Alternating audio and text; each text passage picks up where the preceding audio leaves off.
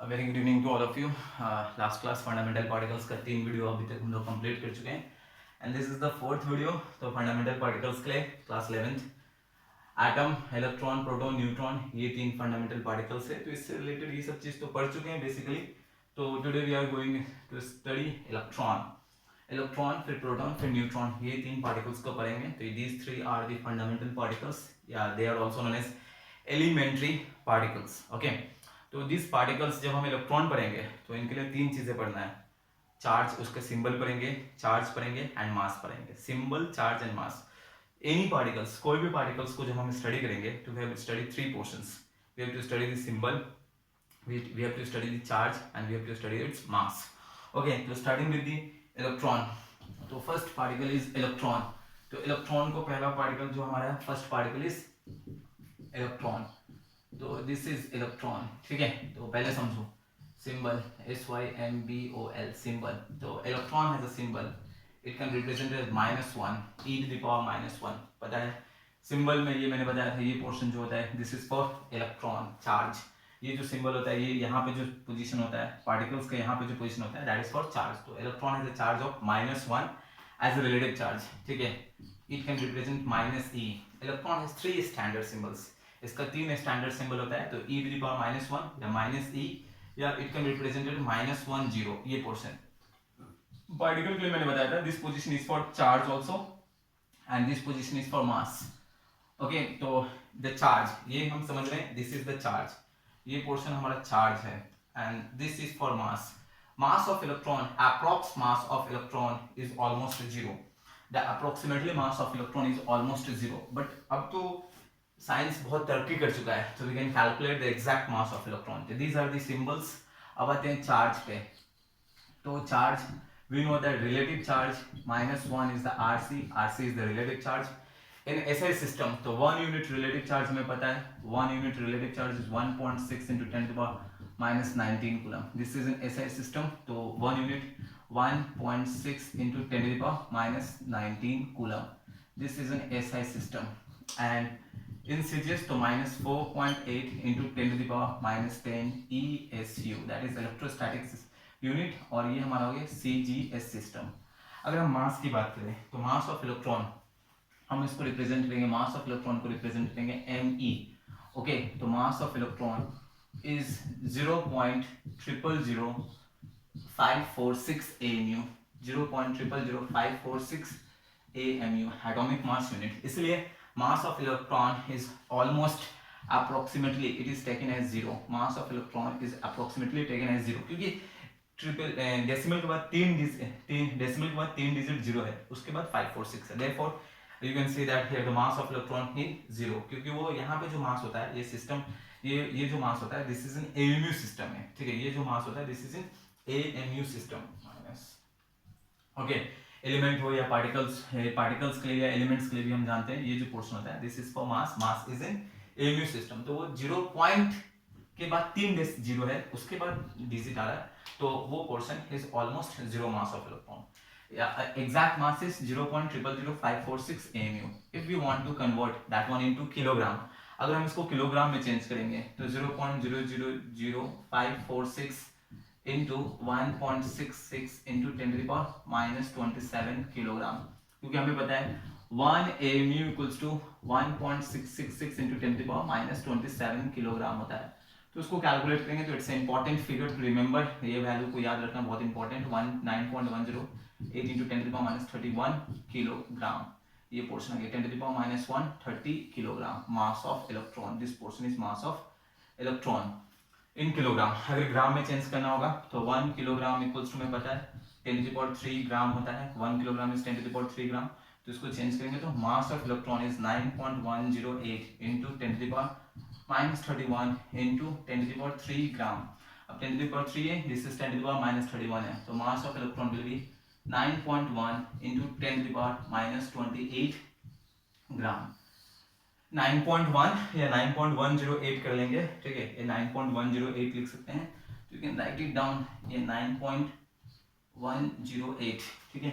Okay, you can write the mass of electron is 9.108। तो mass of electron is 9.108 into 10⁻⁻ minus 28 gram. So these are the things we have to remember for the mass of for electron. These are the things. तो उसका symbol याद रखेंगे. It has three standard symbols, that is e to the power minus 1, minus e, e minus 1 and e 0. This is for mass. Mass of electron approx mass is almost 0. These are the exact mass in a mu system. This is in kilogram and this portion is in gram. Okay.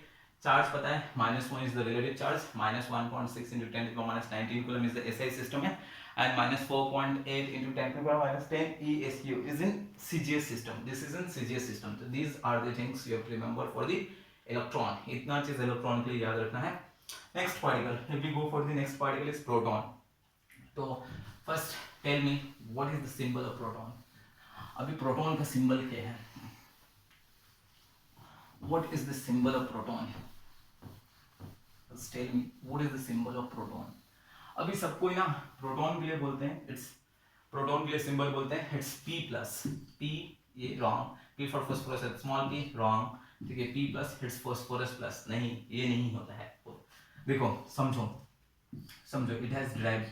Proton को हम derive करेंगे for hydrogen atom. यहाँ पे देखते हैं hydrogen atomic number 1, atomic mass 1, ठीक है. अभी सुनो, अब लिखना मत सुनो. तो इसमें इलेक्ट्रॉन 1 हो गया. प्रोटॉन देखो रफली प्रोटॉन को हम लिखने के लिए लिख देंगे P रफली, लेकिन स्टैंडर्ड फॉर्म जहाँ स्टैंडर्ड फॉर्म में हमें प्रोटॉन लिखना है वहाँ पे P नहीं लिख सकते हैं. ओके.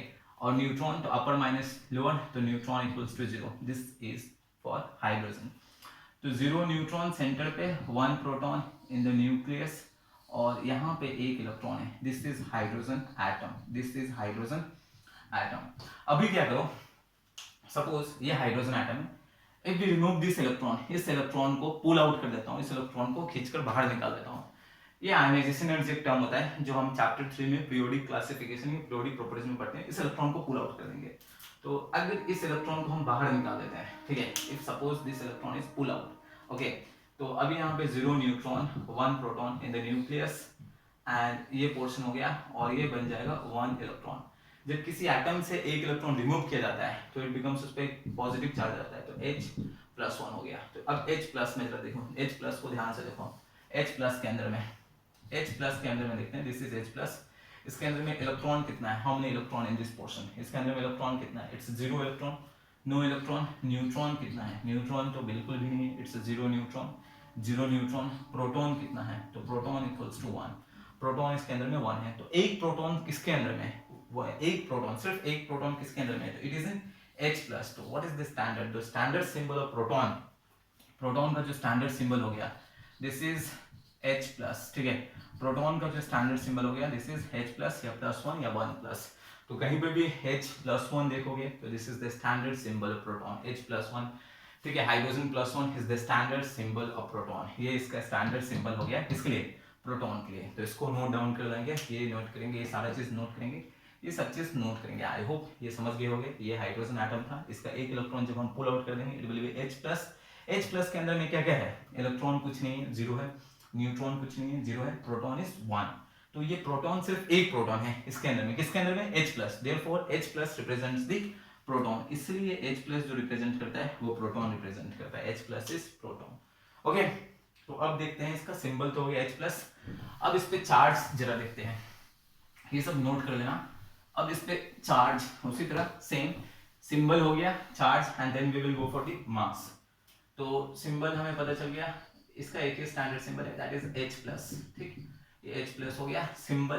चार्ज, तो चार्ज कितना है इस पे, इट्स +1. तो +1 इज द रिलेटिव चार्ज, ये रिलेटिव चार्ज है, SI सिस्टम है. तो +1.6 into 10 to the power minus 19 coulomb. This is an SI system. and CGS में देखेंगे तो +4.8 into 10 to the power minus 10 ESU. This is CGS system. ये CGS system हो गया, सिंबल हो गया. This is charge. अब अगर नेक्स्ट मास देखेंगे तो मास, हम इसको मास ले लेंगे, मास ऑफ प्रोटॉन. हम MP से इसको डिनोट करते हैं. तो mass of electron is 1.000727 AMU होता है. तो we can write mass of proton is approximately 1 AMU. तो in terms of kilogram कितना हो जाएगा, mass of proton equals to 1.66 into 10 to the power minus 27 kilogram.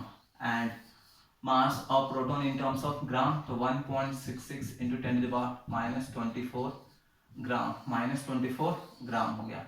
But in सबसे ज्यादा important एक चीज और है, देखो यहाँ देखो, सपोज एक बॉडी ए है, एक बॉडी बी है, mass of A is 5 kg, mass of B जो होता है दिस इज 10 kg, तो can be write mass of B is twice of mass of A, ऐसे लिख सकते हैं, in terms of mass of B in terms of mass of A के form में लिख सकते हैं।